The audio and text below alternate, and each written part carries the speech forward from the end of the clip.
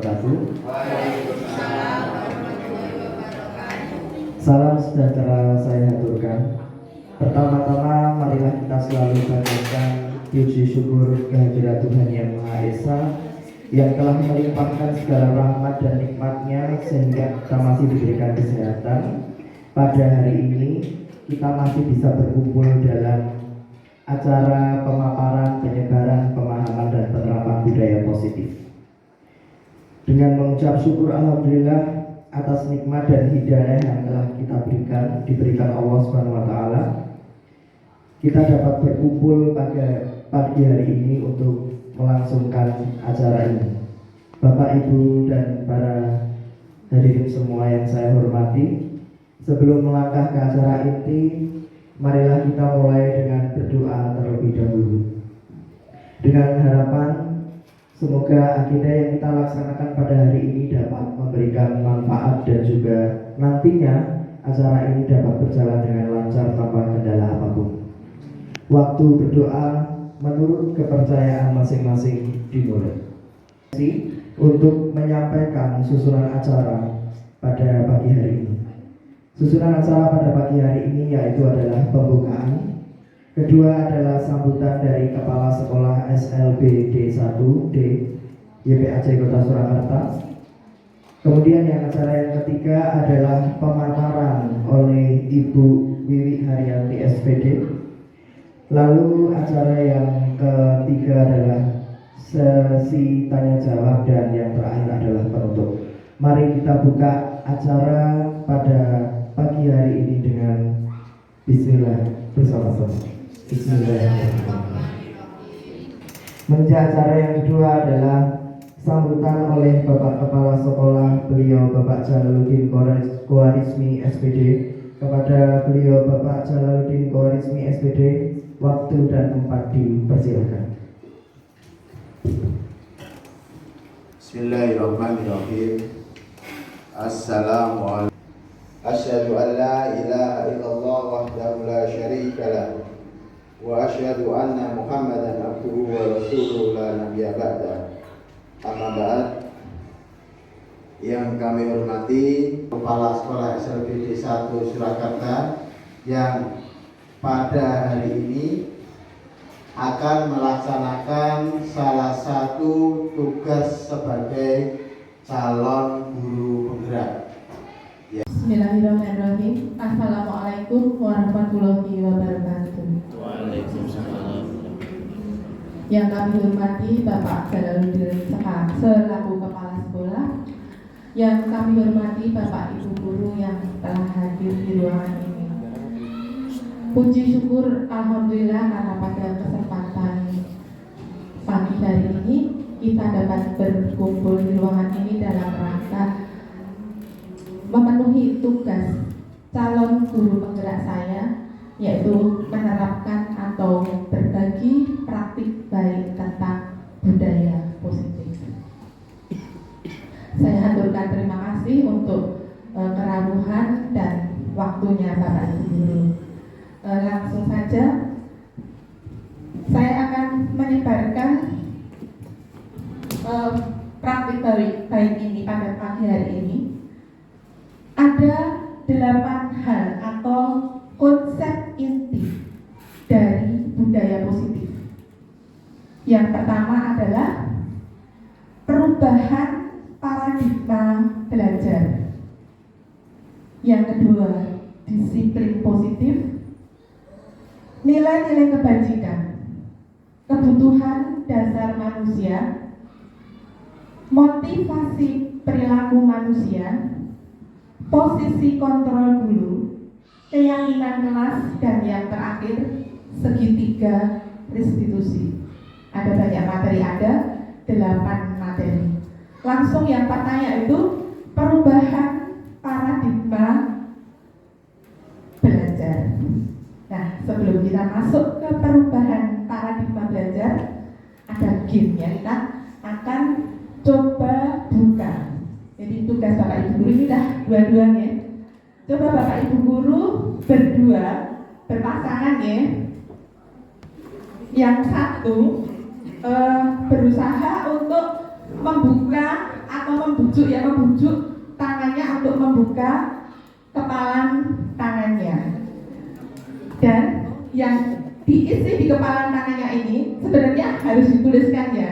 Dituliskan dulu kepalan tangannya isinya apa, kemudian temannya berusaha membujuk, merayu, bahkan memaksa apa isi dari kepalan tangannya. Apakah dia mau buka ataupun tidak? Monggo kita praktekkan dari sekarang berdua. Putri ini sama Bu Tiwi, Bu Ani sama bergantian boleh? Monggo. Yeah. Ini kan ada 1, 2, 1, 2, 1, 2, 1, 2 okay. Yang di sini yang mengepal dulu, yang di sini yang membujuk. Bu Ani sama Bu Nima yang mengepal dulu. Ya. Kemudian Putri ini berusaha membujuk dengan cara apapun untuk membuka kepalan tangan dari Bu Nima. Mari kita lakukan. Ayo, mengepal. Lah ini ya betul. Kelihatan.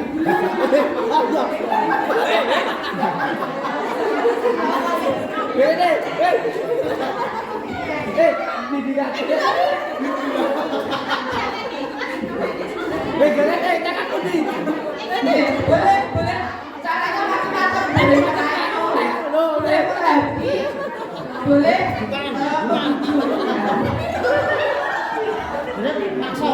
Ya. Masakan enggak?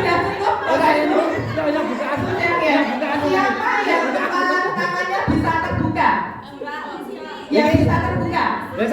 Tak sogo yang bener-bener nih Bu ini Bu. Coba angkat tangan yang kepalan tangannya membuka. Semuanya berprinsip Bu. Punya prinsip ini Bu. Gak ada yang membuka. Enggak ada. Susah ini Bu. Angel ini Bu. Oke. Semuanya tidak bisa membuka. Saya mohon jawaban dari yang tidak membuka. Siapa? Kenapa yang mengontrol siapa? Kenapa tidak bisa membuka? Monggo. Nah ini Bu. Saya memaksa ini enggak bisa Ibu. Nih. Kenapa kok ora gelem buka iki apa? Enggak. Siapa Bu? Pak Yudi berarti tidak bisa Apa Pak? membuka. Alasannya kenapa Pak? Karena pada dasarnya manusia itu mempunyai prinsip yang berbeda-beda. Jadi walaupun dipaksa apa dikatakanlah disuap atau kalau tidak mau dalam dirinya tidak mau ya tidak mau. Iya, berarti yang menentukan adalah siapa Pak? Yang menentukan adalah diri kita sendiri. Diri kita sendiri. Aplaus untuk Pak Yudi. Ada Bapak Ibu yang bisa membuka? Pak Yudi bisa. Pak Sunat Yang buka? Nggak ada nggih. Tepat sekali. Ini ada hubungannya dengan materi yang akan kami paparkan, yaitu tentang ilusi kontrol. Monggo, paradigma dulu Pak. Ya. tambah Mbak Rana menyampaikan. Lanjut. Ya ini. Pembelajaran dengan paradigma baru.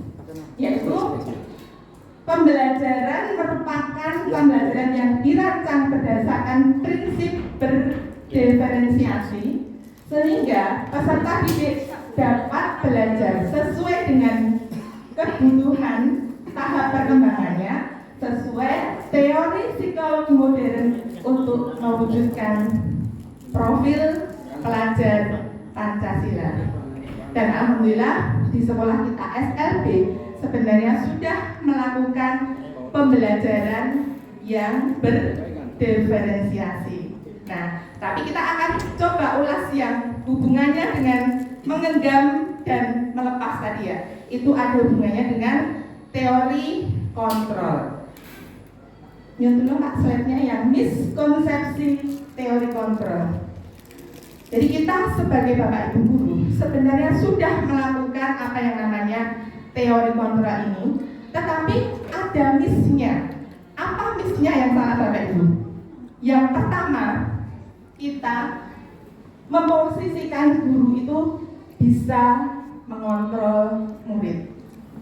Padahal sejatinya seperti yang diaturkan Pak Yudi tadi, yang mengontrol diri kita atau murid kita itu adalah diri kita sendiri. Jadi mau apapun kita melakukan tindakan untuk anak kita, sebenarnya yang menentukan anak kita sendiri itu. Yang kedua, ilusi bahwa penguatan positif, bujukan, efektif, dan bermanfaat. Ini juga miss Bapak Ibu. Dan ini sering kita lakukan. Kita sering memberikan hadiah. Kita sering memberikan penguatan positif yang dulu itu memang dirasa penting untuk kita. Tetapi sebenarnya ini adalah miss dari teori kontrol tadi. Karena yang sejatinya memang harus dari dalam. Yang ketiga, kritik membuat orang merasa bersalah, dapat menguatkan karakter. Itu juga miss. Dan mungkin kita juga pernah melakukan hal seperti ini, ya. Kemudian yang terakhir, bahwa orang dewasa itu memiliki hak untuk memaksa. Jadi ini mungkin juga pernah kita lakukan. Kita memaksa anak kita, harus dikerjakan ya 5 menit selesai. Habis itu dikumpulkan. Nah itu juga kita merasa seperti itu. Kita mungkin pernah melakukan seperti itu. Nah ini adalah miskonsepsi tentang teori kontrol tadi.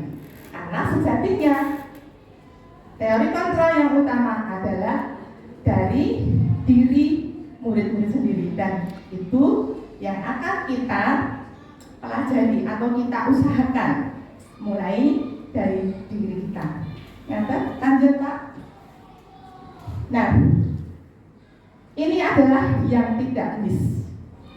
Yang tidak miss, langsung kita baca teori kontrolnya ya, atau sebenarnya kalau teori kontrol itu kebutuhan kita berbeda.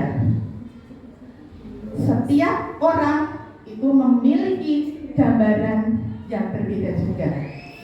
Jadi seperti yang kurikulum kita lakukan, anak-anak kita unik, anak-anak kita berbeda, dan kita berusaha memberi pelayanan atau menuntun anak-anak kita sesuai dengan keunikannya.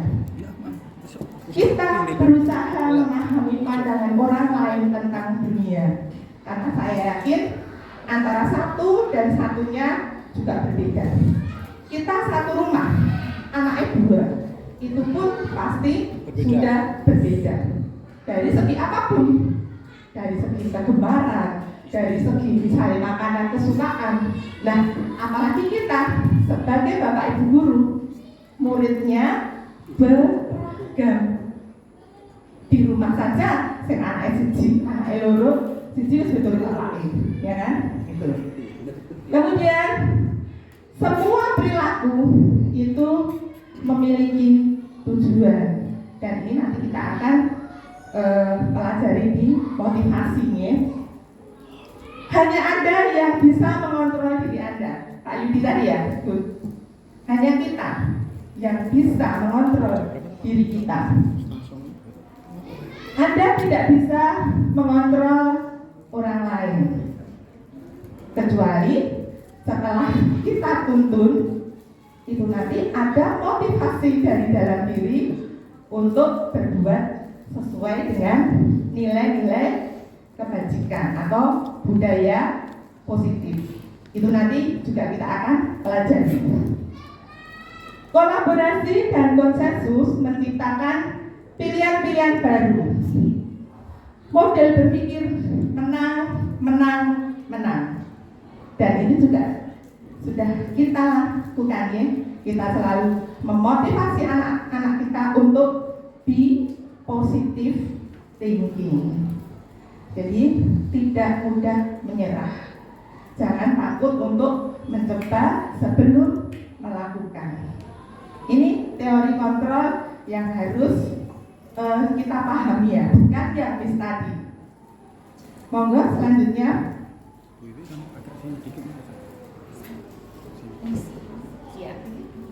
Selanjutnya untuk mewujudkannya, kita kenal dulu apa itu disiplin. Ya. Mungkin ada pendapat lain dari selain yang di sini tentang disiplin. Mungkin Bu Ani, disiplin. Bu. Terus kita cuek.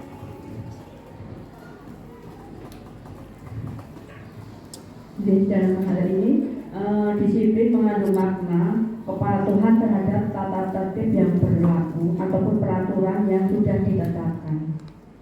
Dan di sini bahkan ada sanksi hukumnya juga kalau istilahnya tidak mentaati. Ya, berarti taat pada peraturan itu adalah suatu bentuk disiplin. Mungkin yang ada pendapat yang berbeda dari Bapak Ibu guru yang di sebelah kanan saya. Disiplin. Mana?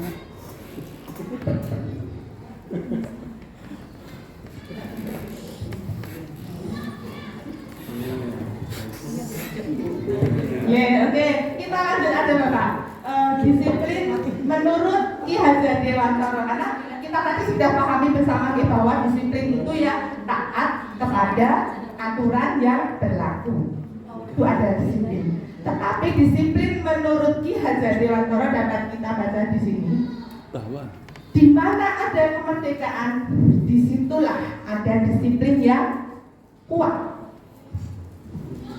Sesungguhnya disiplin bersifat self-disiplin, yaitu kita sendiri yang mewajibkan kita dengan sekeras-kerasnya.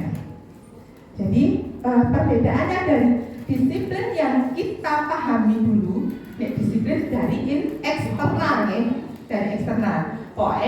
Patuh dan taat kepada peraturan. Kalau tidak ada sanksi atau hukuman. Tetapi menurut paradigma belajar yang kita pelajari hari ini, bahwa disiplin itu sejatinya adalah kemerdekaan kita. Jadi intinya juga dari faktor intern, dari dalam hati. Mau disiplin atau mau tidak itu dari faktor intern. Begitu nih Bapak Ibu? Yeah. Sampai di sini setuju ya dengan ini? Setuju. Iya. Jadi kalau disiplin selama ini wujudnya dari eksternal, tapi yang akan kita raih, akan kita wujudkan bersama adalah disiplin yang sifatnya dari internal. Monggo Pak.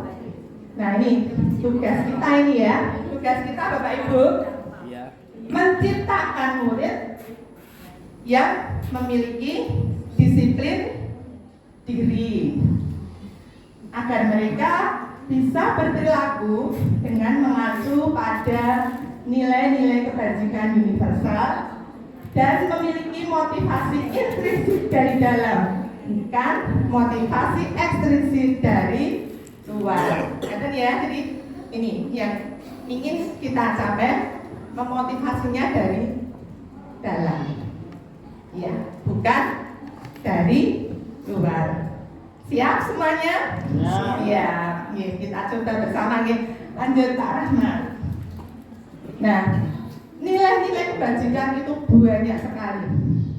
Ada yang dari profil pelajar Pancasila, ada yang dari pendidikan karakter, tetapi nilai-nilai kebajikan ini artinya adalah sifat-sifat positif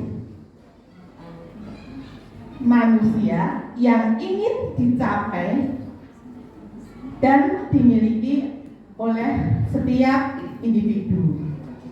Nilai-nilai kebajikan yang diyakini seseorang dapat membangun intrinsiknya sehingga menggerakkan motivasi dari dalam untuk mencapai tujuan mulia. Dan alhamdulillah di sekolah kita juga sudah menerapkan nilai-nilai kebajikan ini melalui penguatan profil pelajar Pancasila yang sudah kita jadwalkan. Ada sholat duha, ada pengajian, ada senyum sama salam, ada ini semua bertujuan untuk memotivasi dari dalamnya tadi ini. Lanjut Pak. Nah ini adalah nilai-nilai kebajikan yang kita yakini kita tanamkan kepada anak-anak didik kita dan sudah kita amalkan baik itu di kelas, di sekolah melalui kegiatan kokurikuler, ekstrakurikuler, dan intrakurikuler.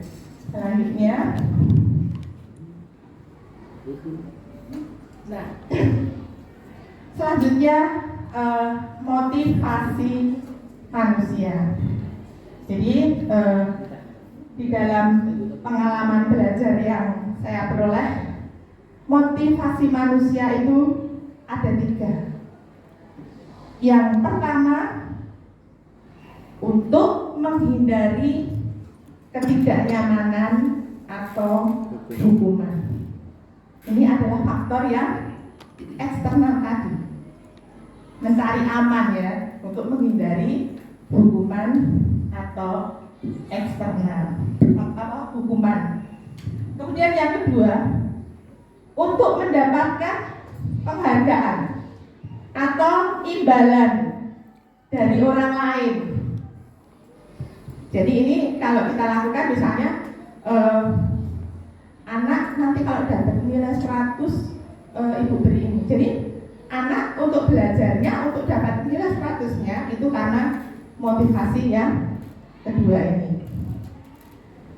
Dan yang ingin kita wujudkan ini ya, untuk menjadi orang yang mereka inginkan dan menghargai diri sendiri dengan nilai-nilai yang mereka percaya.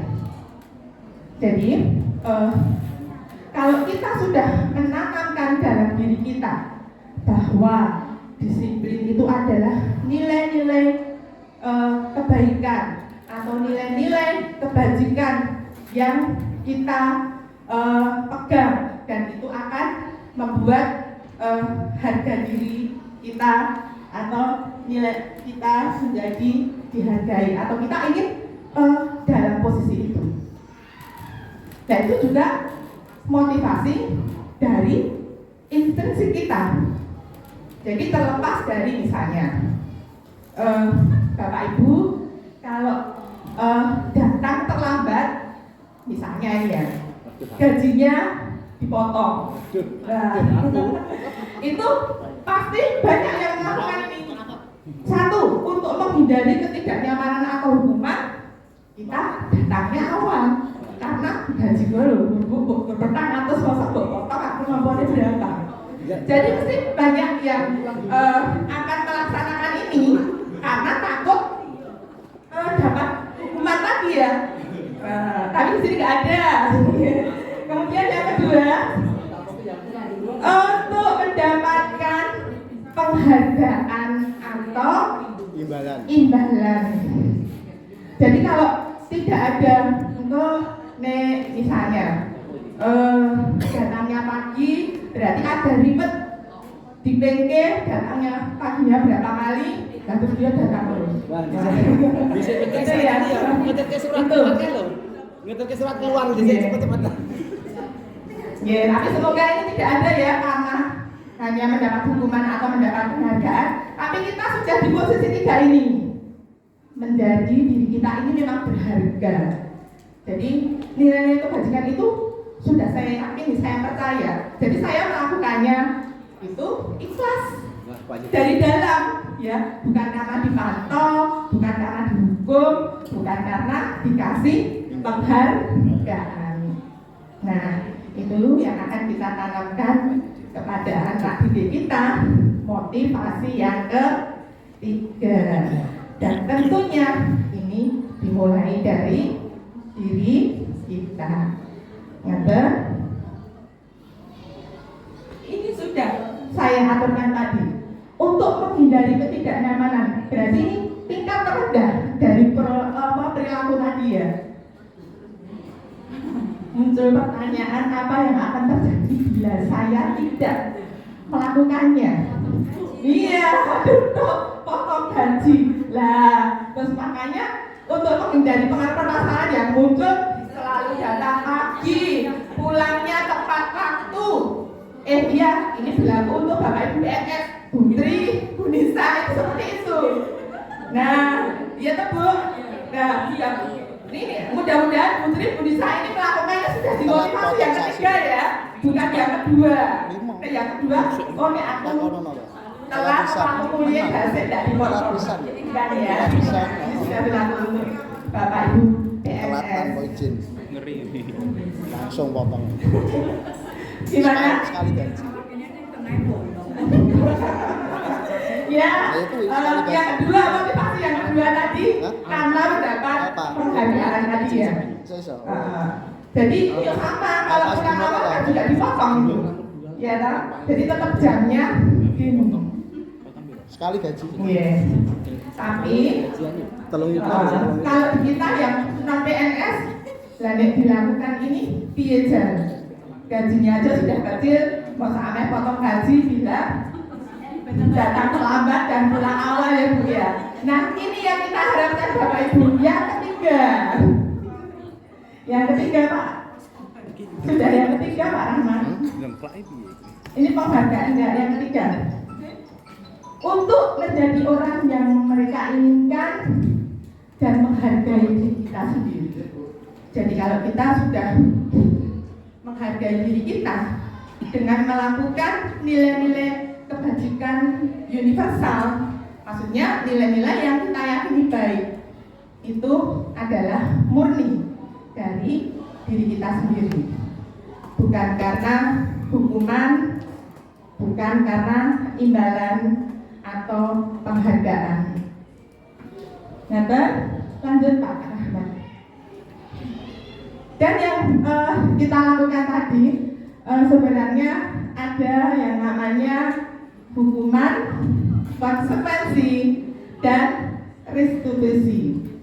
Nah kalau hukuman ini saya kira Bapak Ibu guru di sini juga tidak ya, karena hukuman itu menurut saya sifatnya fisik dan itu akan membekas, tidak hilang. Di zaman kita, seumuran saya maksudnya, kita sekolah dulu, Bapak Ibu guru itu masih menggunakan atau menerapkan hukuman. Jadi misalnya ada yang tidak bawa buku, cebit. Ada yang marah atau yang rame, pukul pakai penggaris. Ada yang gimana Bu? Iya, ada yang ngobrol sendiri, dilempar penghapus. Tapi itu di usia saya ya, mungkin yang usia muda-muda sudah tidak mengalami yang namanya hukuman ini ya. Nah ini karena sangat melukai anak-anak merasa bersalah, anak-anak merasa rendah diri dan apa ya, ini membekasnya lama. Terus yang kita harapkan dari disiplin itu adalah konsekuensi dan restitusi. Yaitu kalau konsekuensi itu sudah ada yang disepakati. Misalnya Bapak Ibu membuat keyakinan kelas, kalau datang terlambat atau mengumpulkan tugas tidak waktu, konsekuensinya apa? Jadi mesti bukan fisik, mesti misalnya mengerjakan 2 kali, atau mungkin ini tugasnya disalin dalam tulisan tegak bersambung, sama saya seperti itu. Jadi dikasih hukuman tapi bukan yang sifatnya fisik. Ini yang kita sepakati dan kita sudah tahu terlambat mau apa, orang ada tugas mau apa, itu namanya konsekuensi. Jadi ada konsekuensinya. Dan yang kita harapkan paradigma belajar yang baru yaitu adalah restitusi. Restitusi di sini murid tidak akan kehilangan waktu, namun bersemangat untuk memperbaiki diri. Karena di dalam restitusi ini anak yang mencari atau menyelesaikan masalahnya sendiri. Jadi lebih dari mana? Dari intrinsik, dari dalam, bukan tekanan dari luar karena takut, karena dihukum dan seperti itu enggak. Dan menguatkan restitusi ini menguatkan guru, menyebutkan keyakinan kelas, memimpin kerangka acuan berpikir restitusi anak. Kita akan mencoba menggunakan restitusi ini untuk bukan menghukum, bukan memberi konsekuensi, tapi menyelesaikan masalah yang dihadapi oleh anak. Lanjut Pak Rahmat. Karena apa? Karena ada perkataan seperti ini, dihukum oleh penghargaan.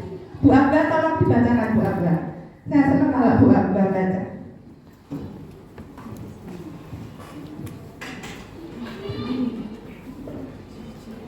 Dihukum oleh penghargaan.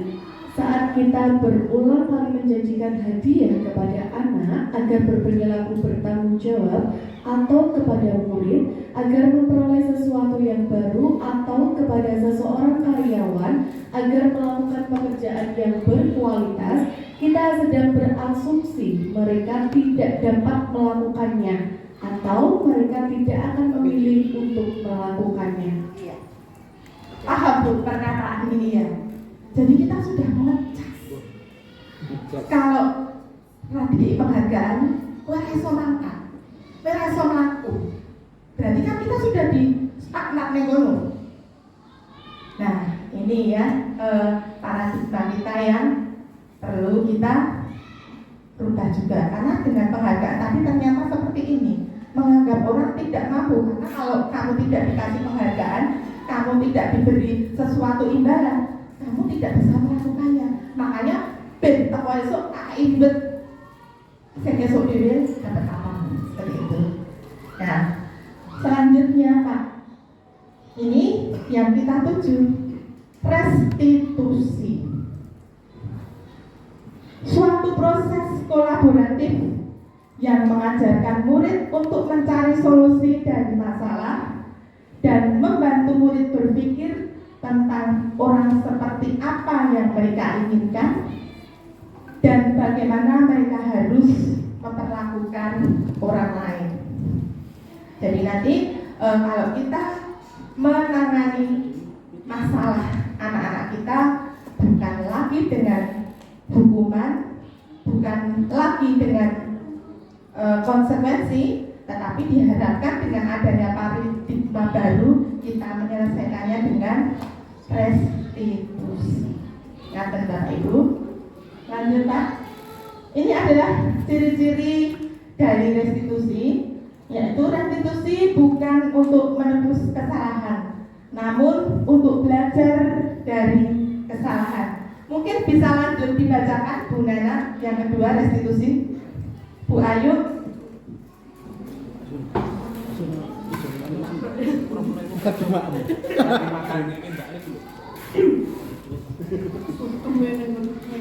Ciri-ciri restitusi yang kedua, restitusi untuk memperbaiki hubungan. Ya, lanjut. Yang ketiga, restitusi adalah tawaran bukan paksaan. Iya, tawaran tapi bukan paksaan. Jadi kita tawarkan kepada peserta didik kita, kamu perbaiki diri dengan cara bagaimana, tapi bukan hukumannya. Bu Muti. 4. Restitusi menuntut untuk melihat ke dalam diri. Iya, restitusi melihat ke dalam diri. Jadi anak-anak diajak juga untuk melihat dirinya, pengen menjadi seperti apa saya itu dari anak-anak ya. Monggo lanjutnya yang kelima mungkin yang di depan ya. 5. Restitusi mencari kebutuhan dasar yang mendasari tindakan. Iya. restitusi mendasari kebutuhan dasar yang mendasari tindakan. Ini 5 kebutuhan dasar ini akan kita pelajari di selanjutnya. Tapi intinya setiap anak-anak melakukan kesalahan itu pasti ada tindakannya itu karena ingin memenuhi kebutuhan dasar itu, ya. Kemudian yang keenam, restitusi adalah cara yang paling baik. Lanjut, Pak. Restitusi berfokus pada karakter, bukan tindakan. Pak Yudi, Pak. Nomor 8. Sampai 10 sekalian, Pak. Oh, 10 ya. Restitusi menguatkan. 10 sampai 10. Restitusi menguatkan. 9. Restitusi fokus pada solusi. 10 terakhir. 10. Restitusi mengembalikan murid yang berbuat salah pada kelompok. Iya. Jadi restitusi ini tadi setelah digali dari dalam itu akan menguatkan posisi murid kita. Restitusi fokus pada solusi yang digali dari murid kita juga, dan akan mengembalikan murid yang berbuat salah kepada kelompoknya. Monggo Pak, lanjut Pak. Nah, untuk mewujudkan kita melaksanakan restitusi ini, Bapak Ibu membuat dulu apa yang dinamakan dengan keyakinan kelas. Jadi bukan lagi peraturan, tapi keyakinan kelas. Mengapa keyakinan kelas, bukan peraturan kelas? Karena kalau peraturan itu berisi larangan, berisi keharusan tanpa harus mengetahui alasannya.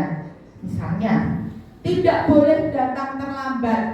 Wes, minta alasannya apa? Lah ngopo ono tidak ada. Misalnya, harus memakai helm misalnya.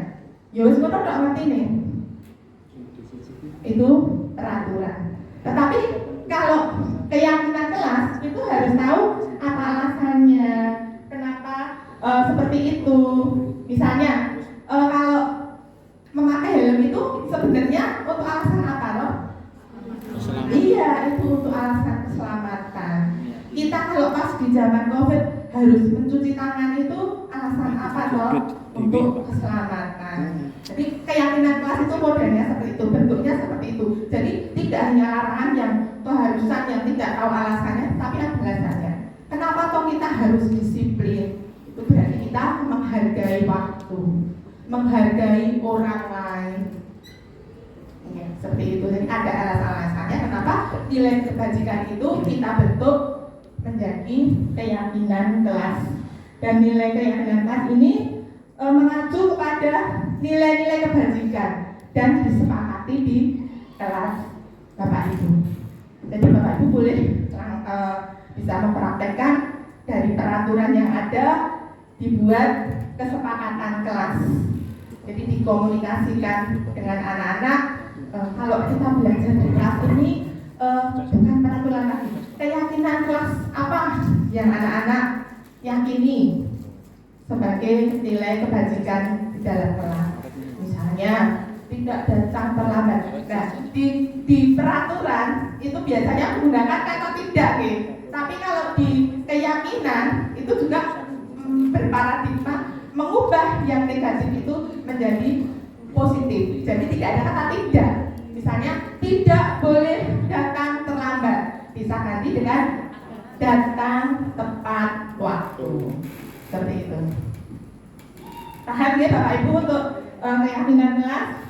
Nah, ini seperti yang saya aturkan tadi, bahwa anak-anak melakukan kesalahan, melakukan pelanggaran, melakukan tindakan itu karena untuk memenuhi 5 kebutuhan dasar ini. Yang pertama, yang pertama yang di tengah, bertahan hidup. bertahan hidup ini adalah kebutuhan fisiologi kita ya, makan, minum, tempat tinggal, seperti kebutuhan pokok itu adalah bertahan hidup. Jadi ini saya contohkan sekalian. Misalkan ada anak yang mengambil makanan temannya. Ini kalau dari segi tiga restitusi kita bisa menggali dari kita ngobrol dengan anak sebagai teman tadi, kenapa toh sampai dia mengambil makanan temannya. Satu, kalau dia lapar dan di rumahnya mungkin kita tahu tidak ada apa-apa untuk dimakan, setiap hari dia datang di sekolah tidak sarapan, itu mungkin faktor yang pertama yang dia lakukan karena ingin bertahan hidup. Tetapi ada juga jangan yang omah ya wis enek makeman ya wis makem. Tetapi di sini masih mengambil makanan temannya. Mungkin ini karena dia butuh ini kasih sayang dan rasa diterima. Bisa jadi anak-anak melakukan itu karena mereka butuh perhatian, karena mereka butuh nek misalnya aku ngono mesti aku ditakoki guru, nek ngopo, piye, terus mungkin dilaporkan ke orang tuanya. Mungkin terjadinya karena ini.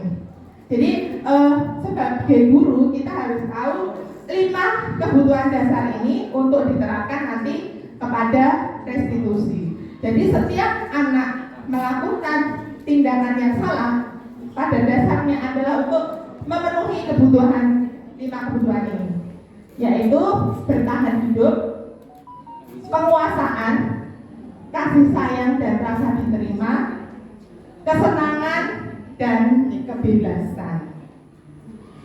Lanjut Pak. Nah, untuk menuju ke penyelesaian masalah, ini adalah 5 posisi kontrol Bapak Ibu guru. Yang pertama adalah penghukum. Nah, kalau penghukum ini biasanya suaranya banter ya Ibu Dewi. Kamu datang terlambat. Push up seperti itu. Hukumannya bersifat fisik ya. Tapi saya yakin Bapak Ibu guru ini sudah yang kedua ini, pembuat rasa bersalah. Ini ciri-cirinya bagaimana Bapak Ibu? Kalau tadi kalau yang berhukum dihukum itu keras, tegas, lantang, hukumannya fisik. Tetapi untuk yang kedua, pembuat rasa bersalah ini dia berkebalikan dari yang tadi. Jadi dia menggunakan bahasa yang halus, misalnya, "Mbok jangan datang terlambat toh, Dek. Kasihan Bumi, nanti Bumi dimarahin Pak Jalal loh kalau kamu terlambat terus." Seperti itu. Ya, jadi kita menggunakan rasa iba agar anak-anak itu guru kok mesakit banget ya dengan bahasa yang seperti itu. Ini nanti ada pro dan kontranya juga atas sikap-sikap yang kita lakukan ya, nanti kita pelajari satu-satu. Kemudian sebagai teman, nah mungkin ini Bapak Ibu guru melakukannya ini sebagai teman ya. Ini bos karena akrab dengan sejak mau terlambat dulu. Terus apa ya seperti itu. Terus yang keempat ini sebagai pemantau. Kalau sebagai pemantau itu dia sudah melaksanakan sesuai dengan peraturan. Misalnya jam itu kok rum teko, misalnya maksudnya jam 7 ya.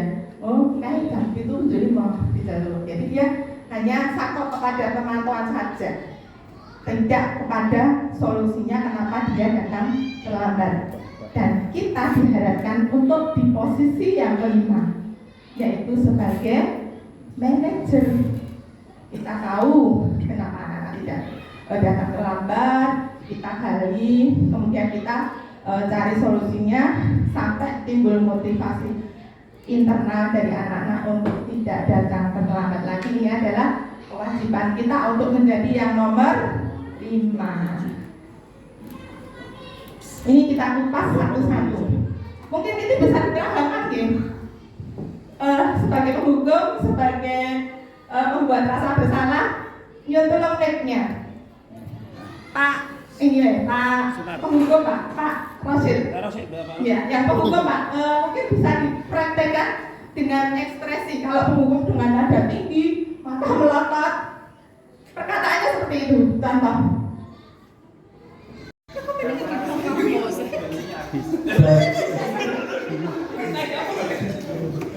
Sudah berapa kali kamu terlambat? Nak Yudi. Mata melotot. Mata melotot. Kasih hukuman fisik, Pak. Oh ya, hukuman ini siapa? Lain kali jangan sampai terlambat. Ya, diingat-ingat. Sekali lagi kamu terlambat, saya kasih hukuman pusat 10 kali. Iya, aplaus untuk Pak Rosep ya. Aktingnya mantap betul. Ini adalah sebagai penghukum ya. Memelas. Iya. Lesu, merapat pada anak. Iya. Monggo dipraktekkan. Monggo Putri. Aku aja. Tidak sesuai dengan teks nggak apa-apa. Yang penting dengan bahasa yang memelas, menunjukkan kalau anak-anaknya kan merasa bersalah. Monggo, ini pembuat merasa bersalah. Nih, Tony. Putri kami sebelah Bali. Mbok yo makasih teh karo Putri aja dibaleni ngono ki wae. Boleh ya, Li ya. Kamu rasa ngono ya. Lah wau bapak niku badhe ngeteraken dadak pengpengin piye. Terus telat Putri. Ayo, sampai ngono ki wae ya, sesuk aja dibaleni ya. Iya, aplaus. Selamat pagi. Ada apa ya? Ulang wae tadi. Selamat pagi. Kenapa?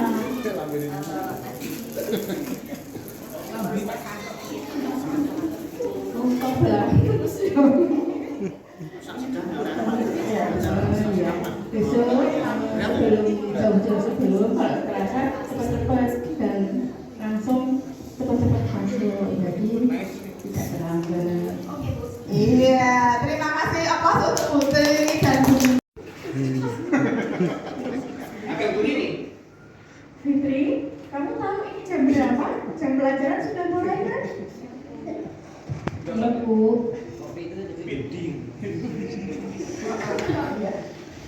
Besok datangnya lebih awal ya. Tadi kenapa? Macet, Bu. Jalannya macet. Iya. Besok harus tepat waktu ya. Iya, terima kasih. Betul sekali ya. Sudah. Bapak, kamu tahu ini udah jam berapa sekolah dimulai? Tahu, Bu. Baca, ya baca aja Pak. Oh iya. Tahu, Bu, jam 7. Oke, jadi kamu terlambat. Kira-kira bagaimana kamu akan memperbaiki masalah ini? Saya bisa menanyakan teman, Bu, untuk mengerjakan tugas yang tertinggal. Oke, itu bisa dilakukan. Terus besok kalau ada masalah lagi, kamu agar bisa hadir tepat waktu ke sekolah. Tidak, Bu. Saya bisa hadir tepat waktu. Oke, baik. Terus Ibu hargai usahamu untuk memperbaiki diri. Terima kasih, Ibu. Iya.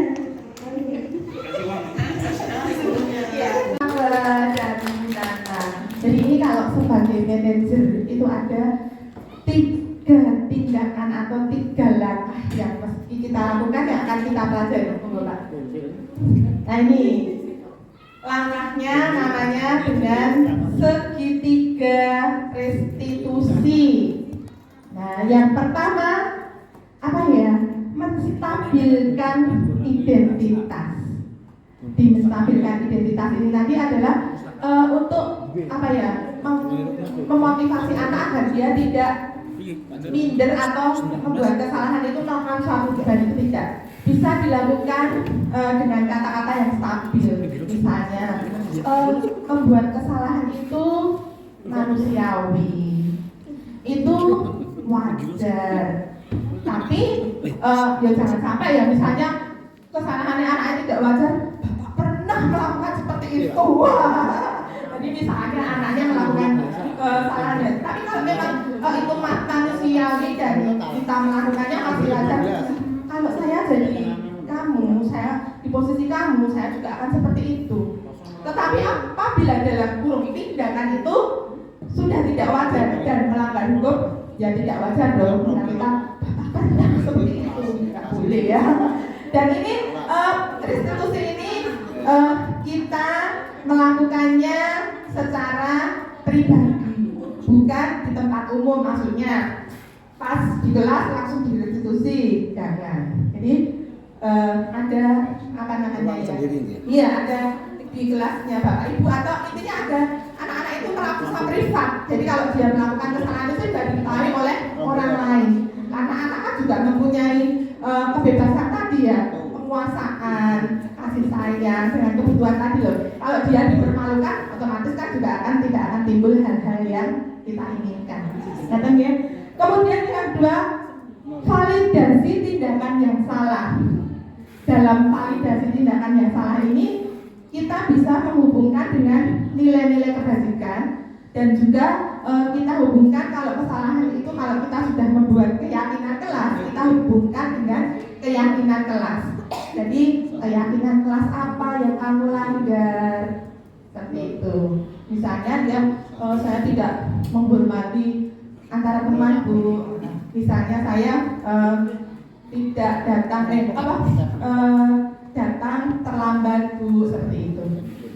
Kemudian setelah kita stabilkan identitas, mengetahui validasi tindakan anak-anak yang salah, kita tanyakan keyakinan. Dan di sini adalah solusi pemecahan masalah dari anak-anak itu melakukan kesalahan. Jadi keyakinan kelas apa yang sudah kamu lakukan, terus bagaimana cara kamu memperbaikinya. Ini digali dari diri anak-anak. Jadi motivasinya bukan karena kita menghukum, bukan karena kita memberi konsekuensi, tapi lebih ke dalam intensif menumbuhkan anak mempunyai harga diri tadi, nilai-nilai kebajikan tadi.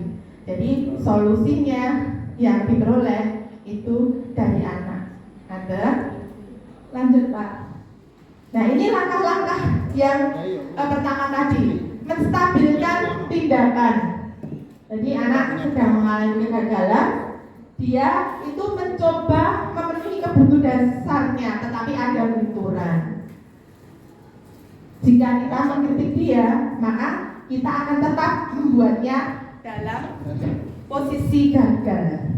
Jadi kita yakinkan dia, seperti kata tadi, manusiawi, tidak apa-apa, bukan mencari siapa yang benar, siapa yang salah, seperti itu. Lanjut, ini kita harus meyakinkan dengan kata-kata seperti ini ya. Tidak ada manusia yang sempurna. Saya juga pernah melakukan kesalahan itu. Kita bisa menyelesaikan masalah ini. Nah, apakah kamu sedang menjadi teman yang baik bagi diri sendiri? Ini kata-kata yang bisa kita utarakan di menstabilkan tindakan. Dan saya yakin Bapak Ibu guru yang di sini sebenarnya pernah melakukan tindakan restitusi ini, tapi kita tidak tahu bahwa yang kita sedang lakukan, kita mengajak ngobrol anak itu adalah sedang melakukan restitusi. Selanjutnya, validasi tindakan yang salah. Setiap tindakan kita dilakukan dengan suatu tujuan, yaitu memenuhi kebutuhan dasar tadi ya, ada 5 tadi. Jadi sebagai guru kita harus tahu 5 kebutuhan dasar tadi. Jadi kalau ada menemukan masalah dari anak-anak, kita harus paham betul anak-anak ini melakukan kesalahan atau pelanggaran itu karena dia untuk memenuhi kebutuhan dasar yang mana. Setelah kita tahu memenuhi kebutuhan dasar yang mana, tentunya kita akan bisa menemukan solusi dari permasalahan tadi bersama dengan anak-anak tadi. Jadi kalau mengambil makanan, ya mungkin jadi karena memang dia punya butuh bertahan hidup. Tapi mungkin bisa jadi dia di rumahnya sudah mewah, makanan ada, tapi kok di sini masih minta bekal temannya. Itu mungkin karena dia hanya pengen penguasaan, misalnya merasa diakui bahwa aku hebat, atau mungkin karena memang butuh kasih sayang dan diperhatikan. Aku nek nakal mesti aku dijeluk Pak Guru, nek dijeluk Pak Guru mesti aku dilapor ke wong tuaku. Nah, seperti itu untuk memenuhi kebutuhan dasar. Terakhir Pak, keyakinan ini ya. Dalam validasi kita bisa berkata, padahal kamu bisa melakukan yang lebih buruk dari itu. Kamu pasti punya alasan ya melakukan hal itu. Kamu pasti bangga pada dirimu sendiri karena kamu telah melindungi sesuatu yang penting buat kamu. Kamu boleh mempertahankan sikap itu, tetapi kamu harus menambahkan dengan sikap yang baik. Kemudian menanyakan keyakinan. Teori kontrol itu menyatakan bahwa pada dasarnya kita termotivasi secara internal. Jika identitas sukses sudah dicapai dan tingkah laku yang salah sudah tervalidasi, maka anak-anak siap untuk dihubungkan dengan nilai-nilai yang ia percaya dan berpindah menjadi pribadi yang ia inginkan. Jadi setelah proses tadi ya menstabilkan, kemudian memvalidasi, akhirnya timbul tindakan dari dalam diri anak-anak bahwa yang dilakukan itu memang salah, tidak sesuai dengan nilai keyakinan kelas, tidak sesuai dengan nilai-nilai kebajikan. Kemudian dia termotivasi untuk memperbaiki dari dalam dirinya dengan intrinsik tadi, bukan karena hukuman, bukan karena konsekuensi. Sambung Pak, lanjut. Nah ini kalau yang di keyakinan kita bisa mengatakan ini, apa keyakinan kita, nilai apa umum yang telah kita sepakati, apa bayangan kita tentang kelas ideal. Kamu menjadi orang seperti apa? Ya Bapak Ibu Guru bisa mulai menuliskan keyakinan kelas Bapak Ibu agar apa ya namanya, kita sudah tidak lagi melakukan hukuman atau konsekuensi tadi, tapi dengan restitusi apabila anak-anak melakukan tindakan yang salah. Lanjut Pak Asma. Nah ini contoh ya, contoh saya mengangkat kasusnya Alif. Kemarin saya buat pas habis olahraga, ini adalah tugas yang mendadak. Jadi kami mengambil Alif yang sering apa namanya diejek oleh Jofar dengan sebutan TG. Kami ambil itu dan kami buat langkah-langkah restitusinya. Tapi mohon maaf videonya tidak terdengar. Jadi kurang lebih videonya ada Bapak, bisa diputar Bapak. Nah seperti ini.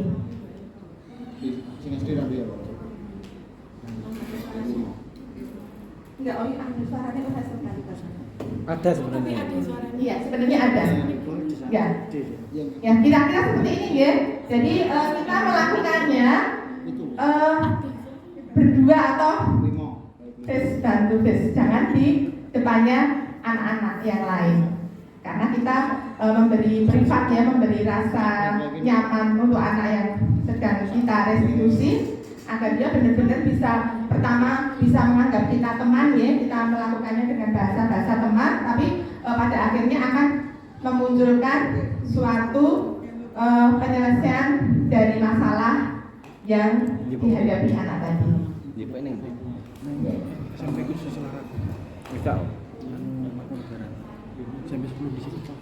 Terima kasih Bapak Ibu untuk pemaparan hari ini ya. Banyak sekali Bapak pemaparan yang kita sampaikan. Mungkin sampai di sini ada yang ingin ditanyakan dari Bapak Ibu. Kalau tidak ada, mungkin saya minta refleksi dari sayap kiri satu, sayap kanan satu, refleksi hari ini tentang paradigma penerapan budaya positif. Sebagai guru ya, kita memang sudah melakukan apa yang sudah. Bismillahirrahmanirrahim. Assalamualaikum warahmatullahi wabarakatuh. Waalaikumsalam warahmatullahi wabarakatuh. Matur nuwun Bu Wiwi dari pemaparan materi yang baru saja kita ikuti.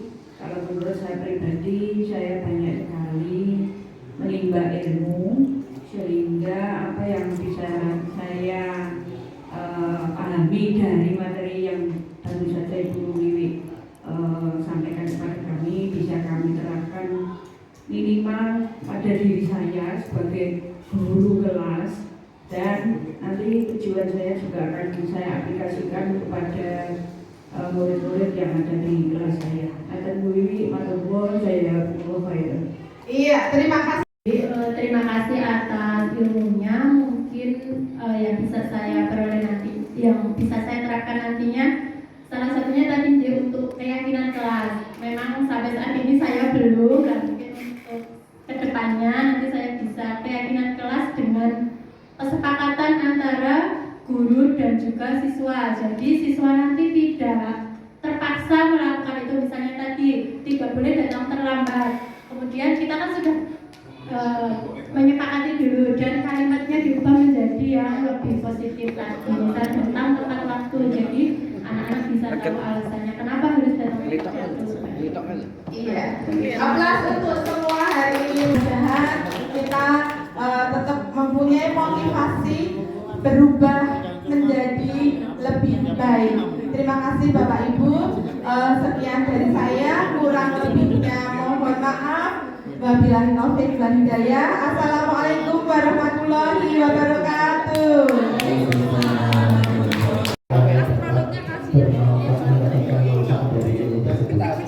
Bapak Ibu, hadirin semuanya, tidak terasa kita sudah sampai ke penghujung acara. Saya di sini selaku MC mengucapkan terima kasih yang sebesar-besarnya kepada Ibu Wiwi selaku pembicara dan Bapak Ibu guru semuanya. Manakala ada tutur kata yang mungkin kurang berkenan atau ada salah kata, kami mohon maaf yang sebesar-besarnya. Marilah kita tutup acara ini dengan membaca hamdalah bersama-sama. Alhamdulillahirabbil alamin. Akhirul salam. Wassalamualaikum warahmatullahi wabarakatuh. Waalaikumsalam warahmatullahi wabarakatuh.